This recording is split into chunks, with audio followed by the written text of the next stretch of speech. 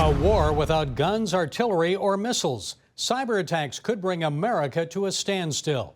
The Commission on National Defense Strategy recently warned senators that the United States is unprepared for a cyber war that could plunge the nation into chaos. Security experts are working feverishly to try to ensure that doesn't happen. CBN's Dale Hurd has that story. This is the sound most people expect to hear in an attack on the American home front.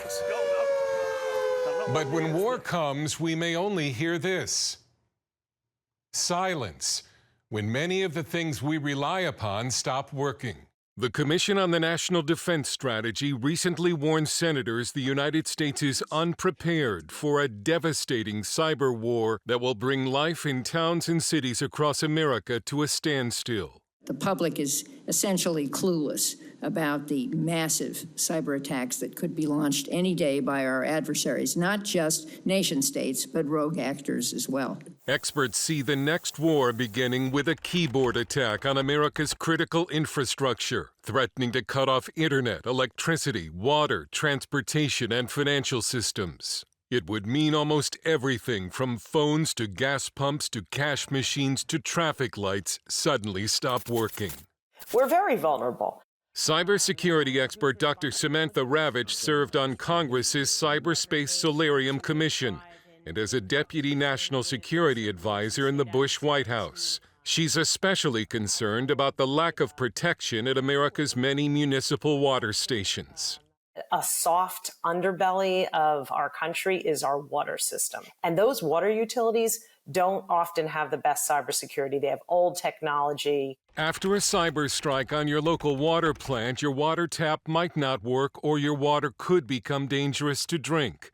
In 2021, it was reported that a hacker tried to poison the water supply of Oldsmar, Florida, by increasing the levels of sodium hydroxide. The city now claims it was operator error, but in the last year, foreign actors from Iran and Russia have been linked to water facility attacks in Pennsylvania, Indiana, and Texas. I've personally been inside over a dozen water and wastewater plants just in this region alone, and 100% of the water systems that I've been involved with have been extremely vulnerable to external attacks specifically. Sean Waldman, CEO of Ohio-based Secure Cyber and a member of Cyber Ohio's Critical Infrastructure Working Group, says adversaries are constantly testing America's cyber defenses for vulnerabilities in preparation for war. We're in a cyber cold war today. We've got vulnerabilities with air traffic, radar systems. We've got vulnerabilities in our 911 systems. In China's Operation Volt Typhoon, hackers were able to pre-position bots inside U.S. systems, and they remained undetected for years, spying on the U.S. military. One of those responsible for securing America's power supply in the next cyber war is Andy Bachman, senior grid strategist at the Idaho National Lab. While his team works to make the grid safe, Bachman admitted there are 1 million vulnerabilities and a cyber war could be bad. Yeah, if this came to pass in the United States and we lost critical infrastructure services that we take for granted, that we come to expect, there will be much wailing and gnashing of teeth. See the recent CrowdStrike thing. And that wasn't even a hack. That was just human error misconfiguration with a huge impact, right? In a cyber war, hackers will not be content to just turn things off. They'll also try to force potentially dangerous sites like dams and nuclear plants to malfunction. In 2013, Iranian hackers gained access to the control system of a dam in Rye Brook, New York, before being caught. The experts we talked to all believe cyber war is coming. All are personally preparing, some with stocks of food, water, and fuel. I think that every household can be more prepared for 30 days off the grid. Think about your water. Think about your food stocks. Think about your emergency communications plans. Think about, do you have people in your house that need medicines that are refrigerated? Even though U.S. experts know the next war will begin in cyberspace and are scrambling to beef up America's defenses, they also know that in this very internet-connected age, there are likely too many vulnerabilities to defend. Dale Hurd is here with more. Dale, in that report you mentioned the vulnerability of water supplies, but What about food supplies, shipping, and transportation to get food out to stores and restaurants? How vulnerable is the food chain? There is the suspicion that they will target our logistics system and that the whole distribution system will break down. But look, just remember COVID. There aren't enough store shelves in this country, grocery store shelves for all the people.